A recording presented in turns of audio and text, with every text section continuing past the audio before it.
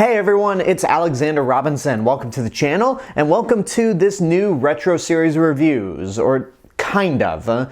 So there are no major movies coming out this year that I plan to do tie-in retro reviews for, but I still want to make time on this channel to talk about some older movies.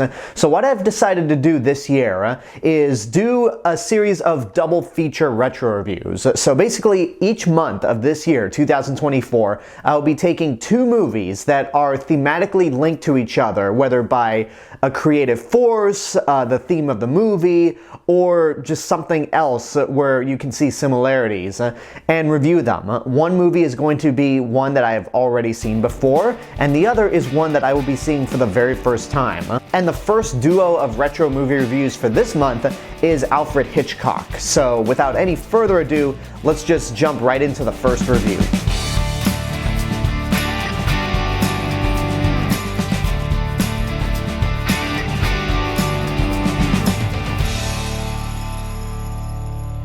This is Rear Window, which came out in 1954, 70 years ago, directed by the legendary Alfred Hitchcock and stars Jimmy Stewart and Grace Kelly. This is Alfred Hitchcock's second collaboration with Jimmy Stewart. In this movie, he plays a photographer named Jeff who is recovering from a broken leg. The way he got this broken leg was that he was trying to get a really good shot of a crashing car, so good in fact that he was in the way and thus a leg is broken. So he's basically sitting in his apartment with nothing to do. It's hot as balls out there, so the only thing he really has going for him is just to watch all of his neighbors, just look out his window and admire what everyone else is doing. Much to the dismay of his nurse, Stella, played by Thelma Ritter, who tells him, look, you keep staring out that window, you're gonna get yourself into a whole lot of trouble. And that trouble comes in the form of a possible murder in the building right across from Jeff. So along with his girlfriend Lisa, played by Grace Kelly, the three of them get down to business and try to solve this murder. In my opinion, when it comes to the YouTube movie review circle, it seems like not a lot of attention is given to any movie that predates Jaws, unless it's part of a major franchise like James Bond or, for me, Godzilla. If I had to pick one movie from the classic Hollywood era that is my favorite, it's easily Alfred Hitchcock's Rear Window. I don't remember exactly when I saw this movie, but I think it was before I hit 10 years old. I was in that phase where I was like, oh, older movies, I don't want to watch those, they're boring. But for some reason, when my dad showed me Rear Window for the first time, it grabbed my attention, and it's a movie that has just stuck with me throughout my entire life. So the fact that I'm finally able to review this movie on YouTube is so exciting. I have reviewed a couple of Hitchcock movies on this channel before, such as The Birds, Psycho, and Strangers on a Train. And in fact, on my old YouTube channel, I actually did review Rear Window because I was at college. I had just written a paper on the way Rear Window is made. But that review was done all the way back in 2012, 12 years ago. Holy shit. So I now finally get to do a proper in-depth review about this movie and why I love it so much. One of the things that instantly drew me to this movie when I saw it for the first time was the way it was made. It may seem like a gimmick at first, but I think it's a stroke of genius to have most of the movie take place within Jeff's apartment. We get to see everything that happens in his neighborhood from his apartment. There's only two sequences in the entire movie where we actually leave the apartment, and they're two of the most critical scenes, which I'll talk about a little later. But you really have to admire the decision to keep the camera within Jeff's apartment because it just adds a level of realism that makes you more immersed into this world. Like, you feel like you're right next to Jeff, Lisa, and Stella trying to solve this murder mystery. Another thing that helps with the movie is the score, and I should probably emphasize score in the most loose term possible. The music is done by Franz Waxman, who has done several iconic movies like The Bride of Frankenstein, Rebecca, and Sunset Boulevard. The music you hear in the beginning is the actual score in addition to when the movie ends. The rest of the music you hear is completely diegetic. So if I may go into film school mode for a second, diegetic music means that the music that you hear in a movie, TV show, or video game is part of that world. For example, music that I'm playing on my iPhone right now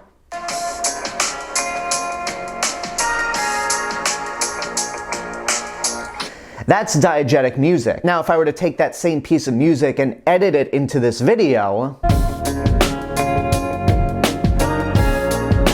that's called non-diegetic music. Music that's not part of the fictional world, something that the characters cannot hear. And that level of immersion just really helps out. And also the attention to detail about this movie is excellent.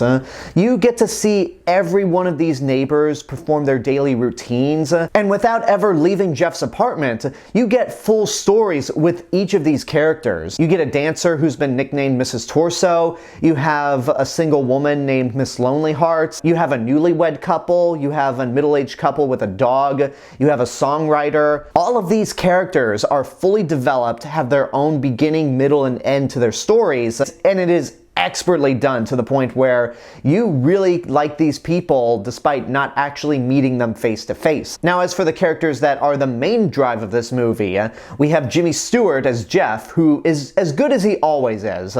Jeff is a character who is definitely an adventurous thrill seeker, because when he gets a call from his boss who accidentally thinks that his cast is being removed, he says, well, whatever assignment you have, I'll go with that broken leg. And his boss is like, no, you're not.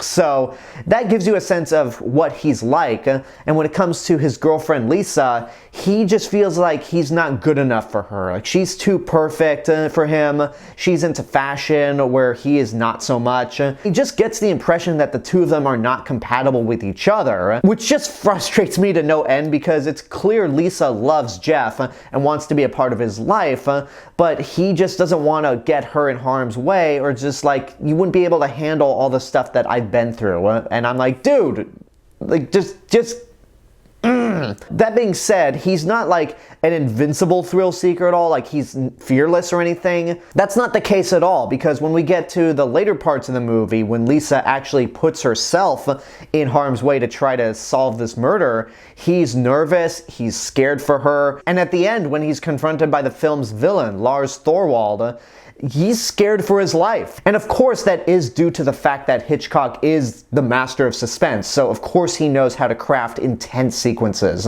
Now let's talk about Grace Kelly for a second, because when it comes to the classic era of Hollywood actresses, a lot of people will either go to Marilyn Monroe or Audrey Hepburn.